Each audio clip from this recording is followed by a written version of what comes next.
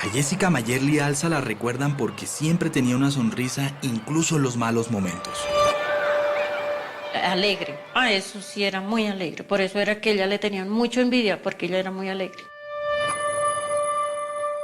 Muy amigable. Era muy recochera, o sea, muy chistosa. Ella era una joven de 16 años. A su corta edad ya era madre. Ella solita se defendía, ella es solita, eso es lo que... Mi niña fue muy fuerte. No fue una niña que arrimase en la casa, no.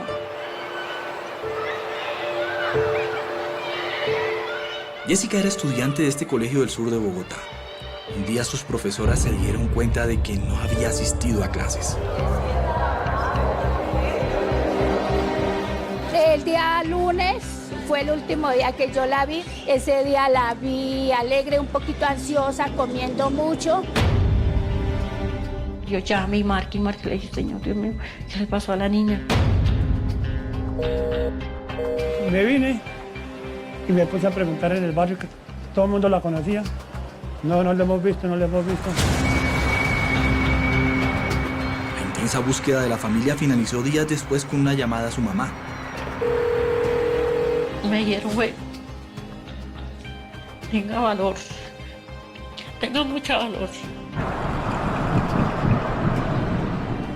Yo no le queremos decir mucho la verdad, pero estaba muerta. La escena del crimen que había encontrado la policía era macabra. Un asesino había actuado con sevicia.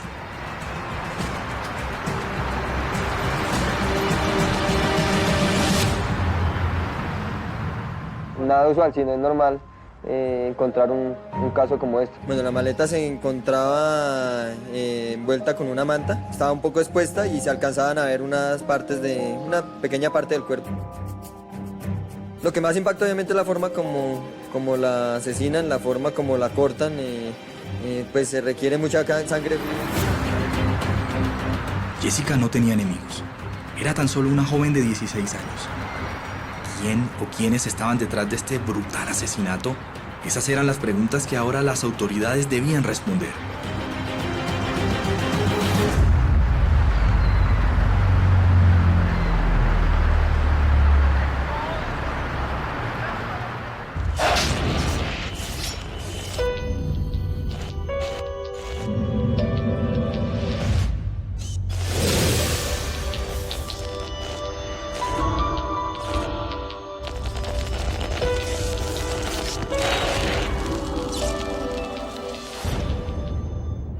Buenas noches, soy Vanessa de la Torre.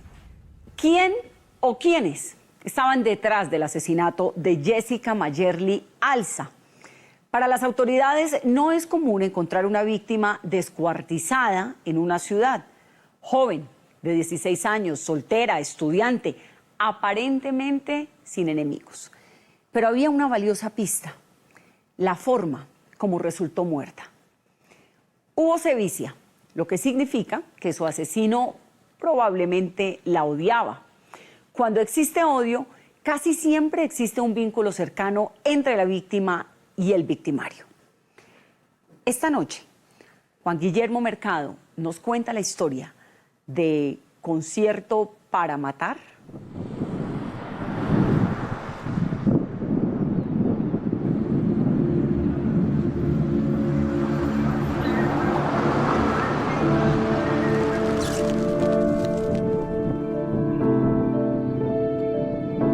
La mañana del 8 de marzo del año pasado parecía tranquila en el barrio El Progreso. Un asentamiento de cerca de 200 casas en el sector de Ciudad Bolívar, en el extremo sur de Bogotá.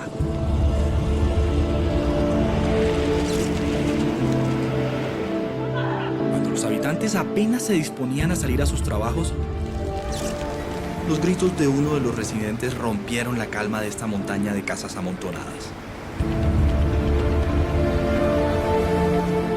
Elena Castro, una de las vecinas, los escuchó. Un señor de acá del barrio. Pues él se asustó y llamó a la gente. El habitante había encontrado una maleta de viaje que estaba cubierta con una manta y que había sido abandonada en un potrero del barrio. El hallazgo habría pasado desapercibido si no es porque el vecino notó que partes de cabello humano caían desde el interior de la maleta. Y la gente empezó a llamar a la policía. Pocos minutos después, 2 uniformados llegaron de urgencia en una moto. Abren un poquito más y encuentran que sí, al parecer se trata de un cadáver. Ellos dejan quieto pues para no manipular lo que se encuentra, el hallazgo. La macabra escena merecía la intervención de un oficial superior. Por eso los uniformados llamaron al mayor Erwin Grijalva, jefe de homicidios de la SIJIN en Bogotá, quien acudió al lugar con forenses expertos. Mayor, ¿exactamente qué encontraron? Encuentran que ahí efectivamente hay un cuerpo femenino, una muchacha bastante joven, envuelta en una sábana. Los forenses identificaron varias heridas hechas tal vez con un cuchillo en el cuerpo de la joven. La más notoria estaba cerca a la cara. Se encuentra una herida en el cuello, un poco profunda.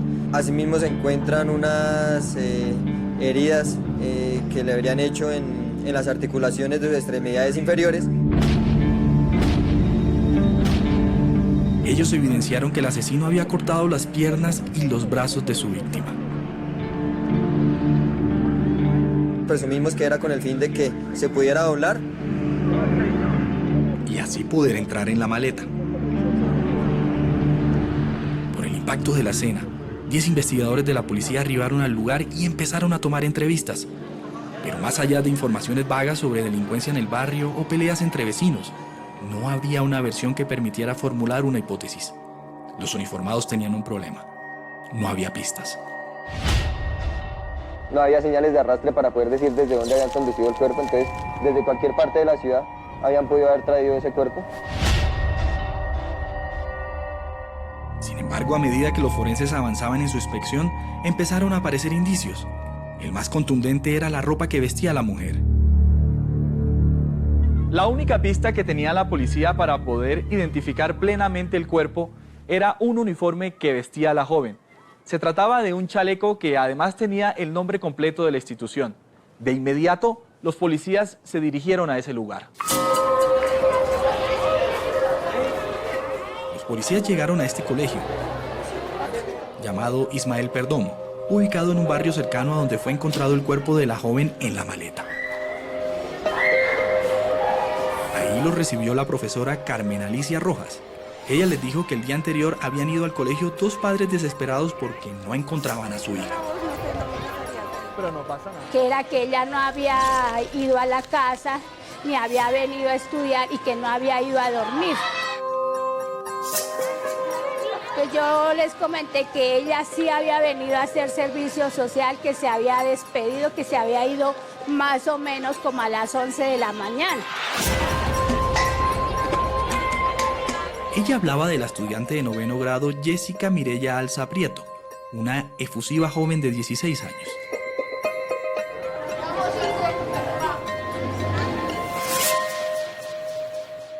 Ese día tuvo un detalle de que nos ofreció a las mujeres del colegio, a las maestras, a las señoras del aseo, a las celadoras, una chocolatina. Pues como se iba a celebrar el Día de la Mujer, entonces ella nos dio ese detalle.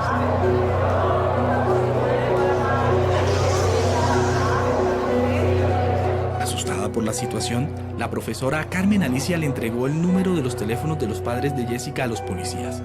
Ellos los contactaron. Y que a usted les trajo una niña. Y sí, la estoy buscando. Estamos frente al colegio, venga. La llamada la recibió Julio César Alza, el padre de Jessica. Las preguntas eran directas. ¿Usted les trajo una niña? Sí. ¿De cuántos años? ¿De tanto? No, fue que encontramos una niña con uniforme de acá al Perdomo, de este colegio. Entonces, estamos pensando que pronto puede ser su niña. Julio César les contó que su hija llevaba 2 días desaparecida y que la habían buscado en el barrio donde vivían, en el colegio y en hospitales. Después de la llamada, él fue al colegio con su esposa, Luz Marina Prieto, la mamá de Jessica, a quien la policía empezó a interrogar. Habían pasado más de 12 horas después del hallazgo de la maleta. Dijo, ella tenía unos anillitos en las manos, unas manillitas de madera. Le dije, señor. Ella tenía su uniforme de aquí de este colegio. Le dije, señor, porque yo misma la dejé ayer. Dijo, ella tenía un área en la cejita. Le dije, señor. Los rasgos físicos de la joven hallada muerta dentro de la maleta coincidían con los de Jessica Alza. Luz Marina, su mamá, estaba desconcertada. Ellos fueron a medicina legal para saber si se trataba de su hija. Cuando Julio vio el cuerpo no tuvo dudas. Era Jessica. Creo que fue horroroso. Que eso no le cabe en la cabeza ni al más asesino. Me dijeron que la habían destrozado. Para mí no son asesinos, son criminales. En una maleta la encontraron.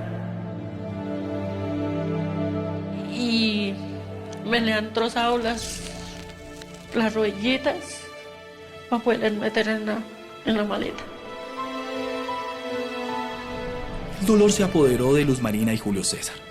Ellos le contaron a los policías que Jessica era su única hija.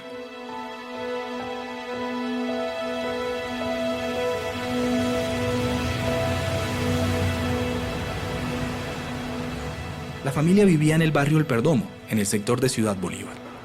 Julio era obrero y Luz Marina empleada doméstica. Ellos se separaron cuando Jessica tenía 10 años. Luz Marina se fue a vivir a este inquilinato del mismo barrio con su pequeña hija. Una niña muy juiciosa. En su colegio era juiciosa, estudiaba bien, era de su colegio a la casa y de la casa porque a ella no le gustaba parrandear. La niña alegre se convirtió rápidamente en una adolescente, que empezó a hacer su bachillerato en el colegio Ismael Perdomo. Ahí conoció a un novio. Luz Marina le contó a los uniformados que su hija había quedado embarazada muy joven. Ella tuvo su bebé, sus 13 años. Ella fue cuando quedó embarazada. En el año 2012 nació Camilo, el hijo de la joven madre. Ella se esforzó por criar al bebé sin abandonar sus estudios. Los padres le contaron a la policía que en el inquilinato vivía un hombre que Jessica había conocido. Su nombre era Leymar Jonathan Garzón y él vivía en el segundo piso de la casa. Leymar era un vendedor ambulante de perfumes de 30 años y era oriundo de Bogotá. Cada vez que él pasaba por la casa de Jessica, él dejaba algún mensaje para la joven. Luz Marina estaba angustiada. Ella pensaba que Leymar estaba cortejando a su hija. Por eso la vigilaba. Un hombre 14 años mayor que su hija buscaba tener una relación con ella. Pero su hija siempre le negó algún tipo de noviazgo. Ni los saludo ni nada para que dejen de hablar. Dijo, miedo me da mirarlo. Entonces yo le dije a mi hija, tenga cuidado, mami. Según Luz Marina, un día una vecina se acercó a Jessica y la cuestionó por salir con Leymar. El altercado terminó en una discusión entre la joven y su mamá. Está diciendo que le está echando piropos. Le dije, ¿cómo así? Pero le digo, si es verdad, mami. Le digo, no, mami, yo no, ni lo volteo a mirar. Yo me salí y yo di un estranco en la puerta. Cuando Luz Marina se encontraba a Leymar en el inquilinato, también le negaba la relación con su hija. Le dije, ¿qué le ha dicho? Dijo, ella tiene unos sueños muy bonitos. Dijo, ¿qué sueños? Dijo, que quiere estudiar y sacar al niño adelante, a ponerse a trabajar.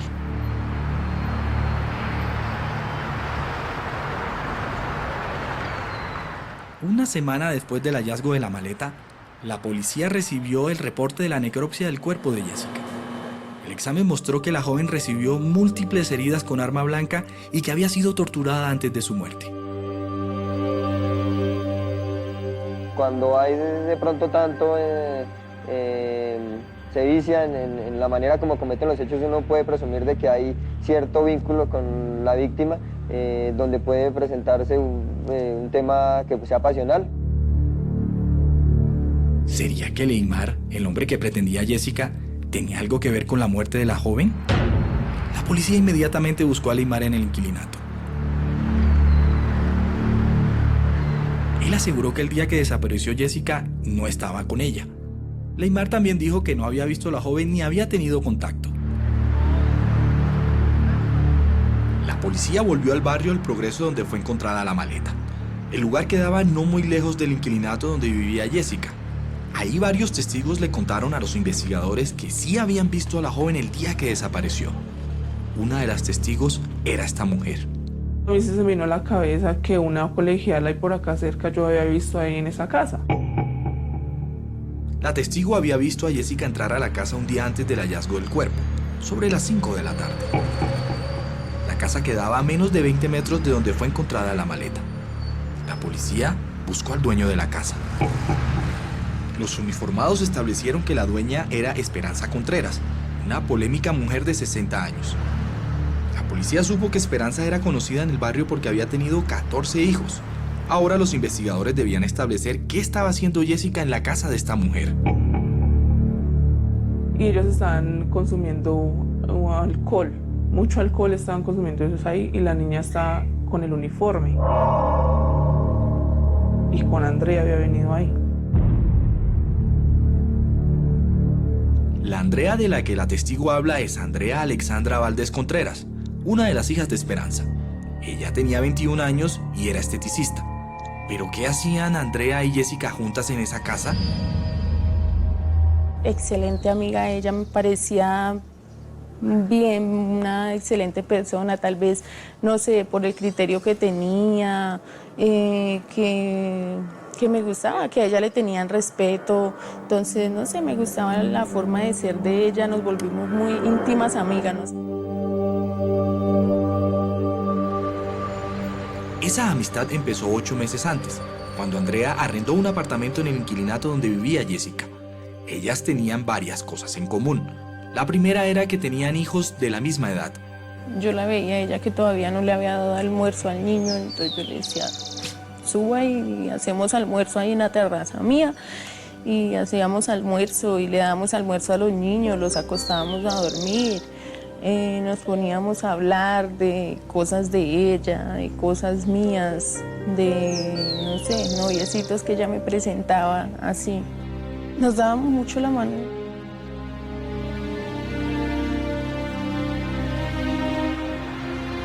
También les gustaba la rumba, y su sitio preferido para hacer esas fiestas era la casa de Esperanza, la mamá de Andrea. Mi mamá tenía una casa abandonada, prácticamente se puede decir así, ahí en Ciudad Bolívar, ahí en Sierra Morena. Ella me daba las llaves para que fuera y le pusiera cuidado a la casa para que no la invadieran ni nada de eso.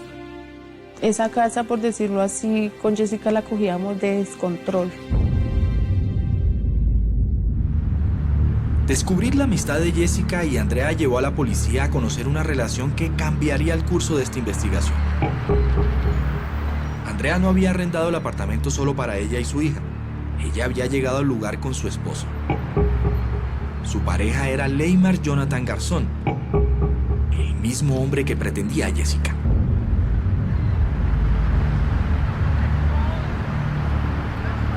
El mayor Grijalva había descubierto un triángulo de amor. Leymar tenía una relación clandestina con Jessica, mientras estaba con su esposa Andrea. ¿Será que Andrea tenía algo que ver con la muerte de su mejor amiga?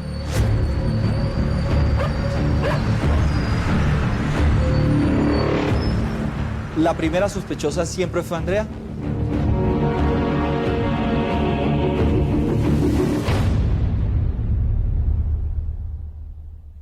Un triángulo de amor entre Jessica, su amiga Andrea, y su esposo Leymar Jonathan no le daba buena espina a las autoridades ni a nadie. ¿Será que Andrea sabía que su mejor amiga estaba sosteniendo una relación con su esposo? Si era así, había razones para sospechar de ella. La investigación apenas comienza. Ya regresamos.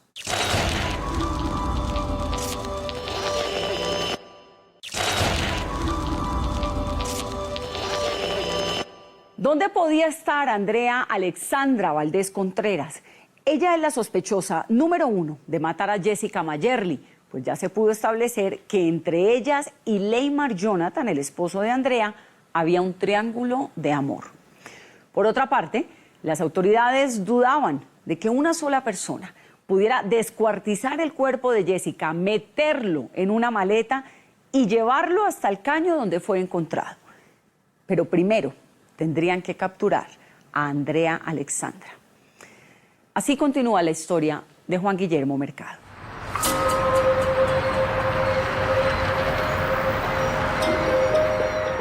La policía investigaba la atroz muerte de Jessica Alza, una estudiante de 16 años que había sido desmembrada y su cuerpo escondido dentro de una maleta en un barrio del sur de Bogotá. Investigadores sabían que Jessica hacía parte de un triángulo de amor con su mejor amiga, Andrea Valdés, y su esposo, Leymar Jonathan Garzón. Andrea era la principal sospechosa de su muerte en ese momento. Se había desaparecido, entonces asumíamos que se estaba escondiendo porque tenía algún vínculo con estos hechos. Andrea sabía que la policía le estaba respirando en la nuca. Empezamos a preguntar con vecinos, con amigos, por todo lado a ver dónde la podíamos encontrar. Ella tenía miedo y se hacía constantes preguntas. ¿Cómo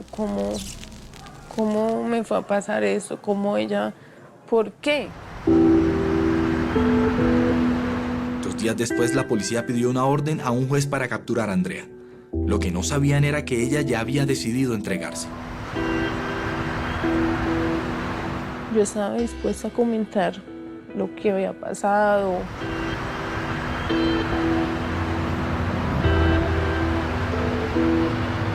Y me entregué, cogí un colectivo de Palo Quemado, me bajé ahí en Palo Quemado. Al primer policía que encontré le comenté eso.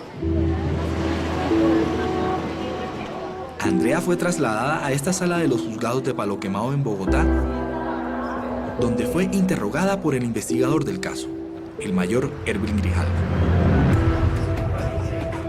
¿Cómo había ocurrido el asesinato?, le preguntó la policía.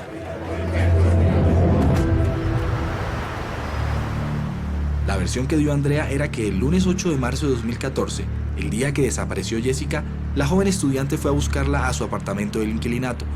Eran aproximadamente las 2 de la tarde.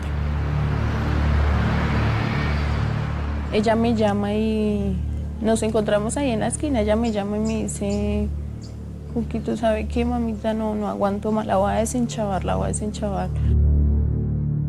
Así como hablaba ella, que contarme toda la verdad. Yo le digo, cuénteme qué pasa, y me dijo, no, acá no le voy a contar, ese tal por cual de su marido está en la casa. Y yo le dije, sí, obvio, yo estoy con mi hija, voy a darle almuerzo. Me dijo, déjele la niña a Laches y subamos a la casa del Parche. La casa del Parche era la casa de la mamá de Andrea, donde Jessica fue vista por última vez. Ellas entraron y tomaron licor, como lo solían hacer en ese lugar. Ella dijo que las dos estaban solas en la casa. Y nos entramos. Bueno, nos pusimos a hablar ahí de lo que siempre hablábamos. Andrea le aseguró a la policía que cuando habían tomado mucho licor, Jessica le dijo que le quería hacer una confesión. Se queda mirándome y me dice, ¿se acuerda todo lo que yo le comentaba con Laches y la tetona? Y yo le digo, sí. Ella me dice, pues no era la tetona, era yo. Según Andrea, ella le contó que era amante de su esposo Leymar. La única reacción que yo tomé fue, yo le di muchos golpes, nos pusimos a pelear. Ella en un momento saca un cuchillo gigante, eso de cacha blanca. Ella empieza como una loca histérica a gritarme, la voy a matar, te voy a dejar acá que te coman los gusanos. Y yo le decía, ya se lo regalo, malparida, y no quis que era mi amiga, no quis que era mi socia. Ella empieza con ese cuchillo a intentarme dar, hasta que me logra pegar una puñalada acá. Andrea le dijo a la policía que ella había actuado en defensa propia. El peor error mío fue que yo le cogí el cuchillo y pues la primera puñalada fue acá. Y pues ahí ella ya cayó. Ya ella le salía mucha sangre, ya trataba de balbucear. Yo le colocaba la mano acá para que no le saliera tanta sangre. Según la versión, Jessica murió inmediatamente por la herida en el cuello. Andrea dijo que siempre estuvo sola con Jessica en la casa. ¿Después usted desmembró sola a Jessica? Sí, señor. Mi mamá viajaba mucho. Ella tenía una maleta ahí. En la casa, de hecho, tenía varias. Las que ella viaja mucho y mete la ropa ahí. Y pues en una de esas maletas sirvió. Ella también afirmó que sola usó un serrucho para cortar los brazos y piernas de su amiga Jessica. Ella se lleva esos elementos, según ella misma menciona, se va a un sector bastante retirado de donde ocurren los hechos y en una caneca de la basura menciona haberlos lanzado. Cuando ya se va al lugar y cuando se busca esos elementos ya habían sido, al parecer, retirados por las empresas de aseo. Andrea fue judicializada. Una joven de 21 años fue capturada en las últimas horas, señalada de ser la autora del asesinato de una estudiante de 15 años cuyo cuerpo fue hallado el pasado martes en una maleta en el sur de Bogotá. De acuerdo con la versión entregada por las autoridades, el crimen se habría dado por motivos pasionales. Ella aceptó cargos por homicidio agravado y un juez la envió a la cárcel, pero el caso no podía ser cerrado. El mayor Grijalva empezó a olfatear, a indagar. Para él, esa primera versión de Andrea en la que se autoinculpaba tenía grietas. No era totalmente creíble. Ella inicialmente no menciona muchos detalles al respecto, cosa que también nos genera mucha sospecha porque ella siempre da a entender de manera insistente que ella fue sola. El investigador tenía razones para no creerle a Andrea. No era posible que ella, una mujer de no más de 60 kilos, pudiera haber hecho todo esto sola. No había señales de arrastre de la maleta hacia el lugar de los hechos. Para nosotros, dentro de las teorías que teníamos, es que la maleta fue alzada hasta el lugar de los hechos y para alzarla era muy difícil que una mujer de sus características sola la hubiera podido llevar hasta allá. El mayor Grijalva siguió investigando y volvió al barrio El Progreso, donde fue hallada la maleta. Lo que escuchó ahí terminó por ratificar sus sospechas.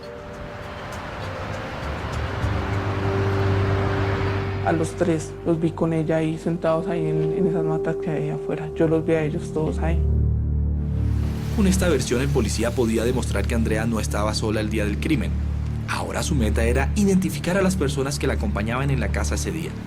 Él le preguntó a los vecinos. Ahí vivía Esperanza. Sí, la señora Esperanza. Recordemos que Esperanza Contreras era la propietaria de la casa y la mamá de Andrea. Pero esos días ustedes la vieron. Ah, ella sí, claro. Ellos estaban ahí tomando. La señora Esperanza y Víctor. Víctor es Víctor Valdés. Él era hermano de Andrea e hijo de Esperanza. El investigador buscó a Esperanza y a Víctor, pero ellos no estaban en la casa. También los llamó, pero no contestaron su teléfono. Él le preguntó a Andrea por ellos. Cuando se le preguntaba por la familia que ellos no estaban, entonces eso fue un aspecto una situación que nos llamó bastante la atención. Por una razón que el policía no entendía, Andrea insistía en que nadie estaba en la casa el día que mató a Jessica. Pero los familiares de Andrea no aparecían por ningún lado, lo que incrementaba las sospechas del investigador. Él decidió entrar a la casa donde Jessica había sido asesinada.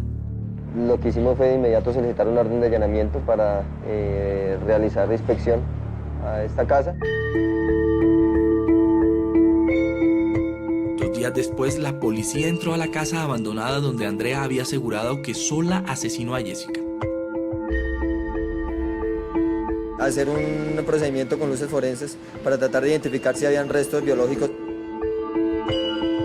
Los uniformados encontraron una escena del crimen en la que habían intentado borrar evidencias en la casa. También había varias botellas de licor regadas por el lugar. Toda la casa estaba desordenada y con un olor fétido. Los expertos forenses tomaron muestras y salieron del lugar.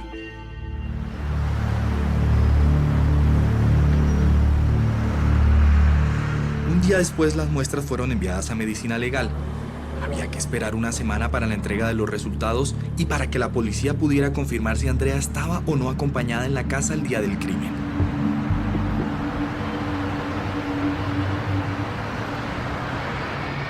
Demostrar que Andrea Alexandra no estaba sola cuando mató a Jessica.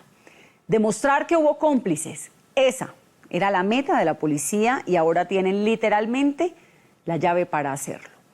Obtuvieron la llave de la casa donde se perpetró el homicidio y donde esperan encontrar pruebas para demostrar que Andrea estaba acompañada. ¿Qué encontrarán? Ya regresamos.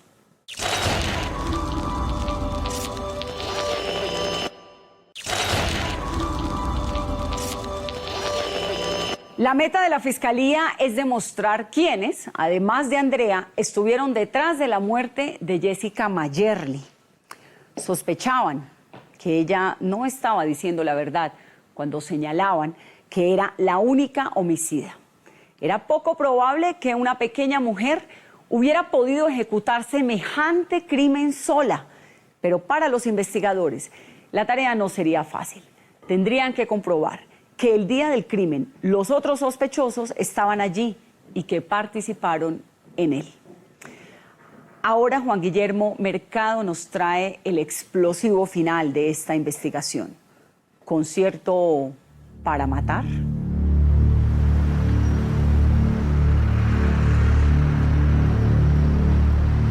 La policía tenía dos versiones del crimen de Jessica Alza. Una joven de 16 años que fue desmembrada y su cuerpo escondido en una maleta en marzo del año pasado en Bogotá. La primera era la de Andrea Valdés, quien confesó el homicidio porque su esposo tenía un romance con Jessica. El peor error mío fue que yo le cogí el cuchillo y pues la primera puñalada fue acá. La segunda versión era de vecinos del barrio El Progreso, donde ocurrió el crimen. Ellos le dijeron a la policía que Andrea no estaba sola en la casa de su mamá cuando mató a Jessica. Vi a Víctor, Andrea y a doña Esperanza. A los tres los vi con ella ahí sentados ahí en esas matas que hay afuera. Yo los vi a ellos todos ahí. Esperanza es la mamá de Andrea. Víctor es su hermano. 10 días después, Medicina Legal entregó a la policía los resultados de las muestras que habían recogido dentro de la casa de Esperanza. Había sangre de Víctor y de Esperanza. Según la investigación, habría participado la madre de esta joven responsable y posiblemente un hermano de ella. La policía quería capturar a Víctor y a Esperanza. El problema es que habían desaparecido. El rastro la ubicó. La entrevistamos con el consentimiento del juez Wilson Cadena de Bogotá. Él nos prohibió hacerle preguntas sobre el proceso que cursa en su contra. ¿Usted dónde estaba viviendo, Esperanza? Yo estaba viviendo en Neiva. ¿Y con quién estaba viviendo? Con mi hijito. En esa ciudad, Esperanza afirma que supo por primera vez que su hija Andrea había matado a Jessica. Según Esperanza, ella vio en un noticiero que su hija Andrea había sido capturada. La vi cuando yo estaba almorzando, rompí los platos, que la señora del restaurante me dice, ¿usted la conoce? Yo entré en llanto. Y dije, ¿Andrea? ¿Andrea? ¿Andrea? Y sí, mi hija me duele mucho. Pero para la policía, Esperanza y Víctor en realidad se estaban escondiendo en Neiva y no visitando a una familiar. Lo que nos indica a nosotros la investigación es que no sería cierto. La línea del teléfono móvil de Esperanza fue interceptada. La policía sabía en qué lugar del país ella contestaba las llamadas. ¿Usted viajó de Neiva a La Tebaida sabiendo de que su hija estaba involucrada en un asesinato? Pues claro, porque yo estaba cerca de Neiva a Armenia, que él era mi afán, buscar a mi mamá y hablar con mi mamá y decirle lo que estaba pasando y que nos viniéramos a apoderarme de un buen abogado para que defendiera a Andrea. Ese era mi propósito. La policía ubicó a Esperanza y a Víctor en Armenia el 20 de marzo del año pasado, 14 días después del asesinato de Jessica. Cuando la capturaron, ella no estaba en la casa de su mamá, sino en un hotel. Esperanza y Víctor fueron trasladados por la policía a Bogotá y presentados ante un juez. Ninguno de los dos aceptó los cargos como coautores del homicidio de la joven Jessica Alza. Hay muchas personas que están haciendo un montaje en contra de mis hijos. Pero el juez consideró que debían ser privados de la libertad y enviados a la cárcel. Sin dar mayores detalles, Esperanza Contreras se limitó a decir lo siguiente. Que yo me muera, que se me abra la tierra, que mejor dicho yo me pudra acá, si yo ante los ojos de nuestro Señor Jesucristo estaba el día que mi hija asesinó a esa niña. En una reciente audiencia, la Fiscalía destapó las pruebas en contra de Esperanza Contreras y Víctor Valdés. La primera fue la versión de los vecinos del barrio El Progreso, que estaban ahí el día del crimen. Ellos dijeron que habían visto a Esperanza y a Víctor con Andrea y Jessica en la casa. Ahí vivía Esperanza. Sí, la señora Esperanza y Víctor. Pero esos días ustedes la vieron. A ella sí, claro. Ellos estaban ahí tomando. La segunda prueba de la Fiscalía eran los resultados de medicina legal. La verificación de ADN corresponde al ADN de Víctor Valdés. Se encuentran cabellos que corresponden al ADN de Esperanza Contreras. La tercera prueba de la Fiscalía era una conversación que Esperanza tuvo el 12 de marzo, 4 días después del asesinato, desde su celular interceptado. En esa conversación telefónica con un desconocido, ella dijo: toca que saquen a Andrea, que ella se entregue y que se eche la culpa de todo. En esa llamada también habló su hijo Víctor. Hay que solucionar eso. Yo tengo una plata. Márqueme que no tengo minutos. La Fiscalía también le pidió a Esperanza una prueba de que ella viajó antes del crimen, como afirmó el día que fue capturada. Ella no entregó ningún tiquete o registro de su viaje. El objetivo de la Fiscalía es probar en juicio que Esperanza y Víctor fueron los cómplices de Andrea.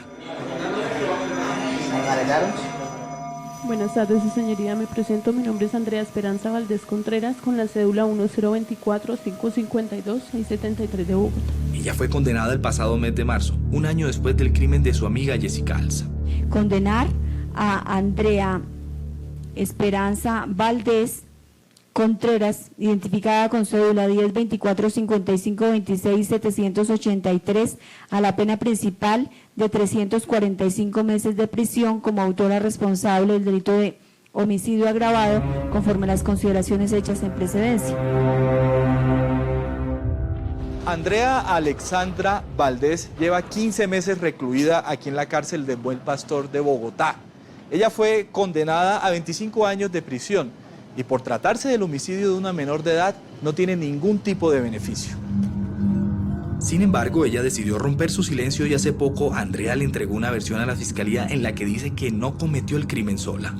No lo hice sola, pero tampoco lo hice con mi mamá y con mi hermano.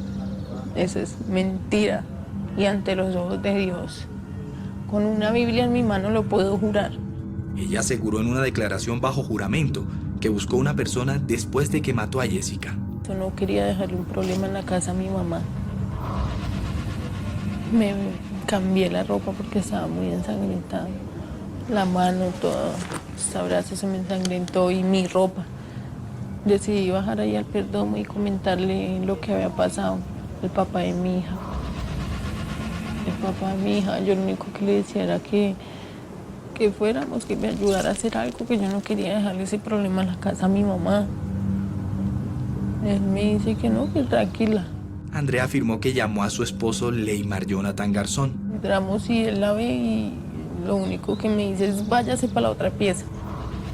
Yo le decía que no hiciera eso, porque yo veía cómo le hacía eso. Yo le decía, no, Chucky, no le haga eso, vamos y llamamos a la policía. Yo le comento lo que pasó, qué nos van a hacer. Yo le comento bien lo que pasó, era ella la que me quería matar, vea lo que me hizo. Me decía, no, ¿cómo se le ocurre? ¿Qué le pasa? Cuando yo ya llegué otra vez a decirle que iba pasando mucha gente, él ya la tenía en la maleta. Y me decía que secara con toallas. Él sí tenía guantes y él me decía que yo no me colocara guantes. El rastro ubicó a Leymar Jonathan Garzón, pero él no quiso dar una entrevista. Yo creo que pues usted no tiene derecho a publicar cosas que de pronto no esté seguro si sean ciertas o no, ¿no? Sin embargo, la Fiscalía vinculó a Leymar a la investigación, pero no ha ordenado su captura. El rastro conoció que la Fiscalía no le da mucha credibilidad al testimonio de Andrea. ¿Qué pruebas tiene contra Leymar? Mi versión. ¿Por qué decide hablar un año después? Las cosas como pasaron, tal vez ese fue mi peor error, porque yo en todo momento decía, fui yo sola. Y tal vez por amor o por miedo de que mi hija se quedara sola, nunca lo incriminé a él. En la audiencia de su condena, Andrea le pidió perdón a la familia de Jessica. Que mi Dios le perdone porque yo no puedo perdonarles. Yo no le puedo perdonar eso.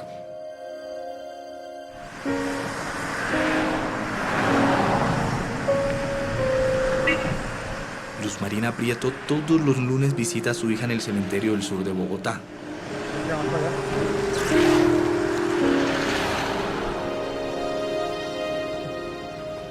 Ya me siento mi vacío sola.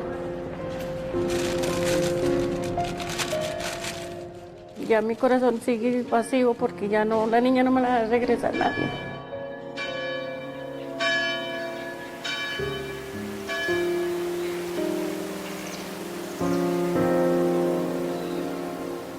Ella se hizo cargo del hijo de Jessica, que ahora tiene 5 años. El amor de abuela es el único remedio que Luz Marina tiene después del atroz crimen de su hija Jessica Alza.